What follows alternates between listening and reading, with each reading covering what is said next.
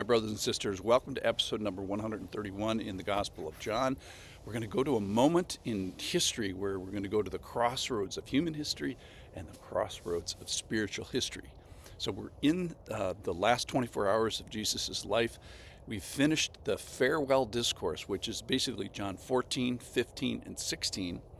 And today we're going to start chipping away at and noticing and being bathed in what's termed the high priestly prayer, which is all of John chapter 17. Now be aware of this. In John chapter 18, the arrest happens. So we're very quickly going to launch off here into the crucifixion. And in fact, today's passage says the hour has come. And that means it's a big deal. It's a big deal on our human calendar.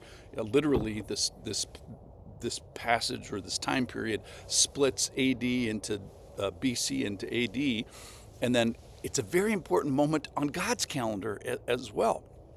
So the ultimate moment in human history and the ultimate moment in spiritual history, they meet at the cross.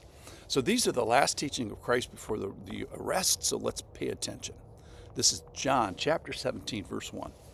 When Jesus had spoken these words, he lifted up his eyes to heaven and said, Father, the hour has come. Glorify your Son, that your Son may glorify you, since you have given him authority over all flesh, to give eternal life to all that you have given him. And this is eternal life, that they know you, the only true God, and Jesus Christ, whom you have sent. I glorified you on earth, having accomplished the work that you gave me to do. And now, Father, glorify me in your own presence with the glory that I had with you before the world existed. All right, let me pause here and just capture this moment. So Jesus lifts his eyes and prays to the Father. The hour has come. So this is the big deal on our calendar, the big deal on his calendar, the ultimate moment in human history and spiritual history. It's going to meet here at the cross. All right, so Jesus says that he is glorifying himself. To glorify is a verb, means it means making the character and characteristics of Jesus known. And this is what happens best at the cross, as well as his whole life. So he is at work with the authority that is given him over all flesh to this end, to give eternal life to all that God gave him. And to who? People. So what is eternal life, you may ask? Well, he tells us this is eternal life, that you would know God, the Father, and Jesus, the Son. And as soon as the Spirit comes, I imagine him as well. So Jesus claims this accomplishment. There's nothing that Jesus set out to do that he did not do. There was nothing he tried that he did not accomplish. So finally, Jesus makes a prayer and a prediction that he will return to the glory that he had with the Father and Spirit before the world existed. So he had to, take off some of that glory for this rescue mission. He laid some of it aside, says in Philippians chapter 2, verse 6. Jesus, who, though he was in the form of God, did not count equality with God a thing to be grasped, but he emptied himself by taking the form of a servant, being born in the likeness of men. And being found in human form, he humbled himself by becoming obedient to the point of death, even death on a cross. All right, so let's go back to our passage in John chapter 17, where he says, and now in verse 6, I'm continuing, I have manifested your name to the people whom you gave me out of the world. Yours they were, and you gave them to me, and they have kept your word. Now they know that everything that you have given me is from you. For I have given them the words that you gave me, that they have received them and have come to know in truth that I came from you. And they have believed that you sent me. I am praying for them. I am not praying for the world, but for those whom you have given me, for they are yours.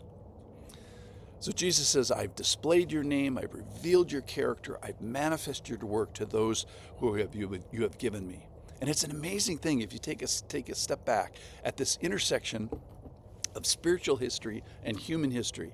And at this moment, at the crossroads of spiritual and human history, in the most significant 24 hours, in the most significant week, in the most significant lifetime ever. So here we are, and we find that Jesus is on task, on station, dialed in, at going towards a good purpose, finishing his work, at one with the Father, praying for the knuckleheads because we're at our limit as well, giving eternal life and glorifying the Father and himself.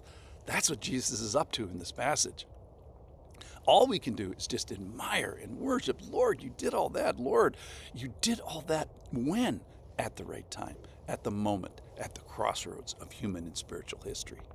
So if you have believed, brothers and sisters, take assurance that Jesus has accomplished, as he always does, this successful task that was given to him by the Father to the Son.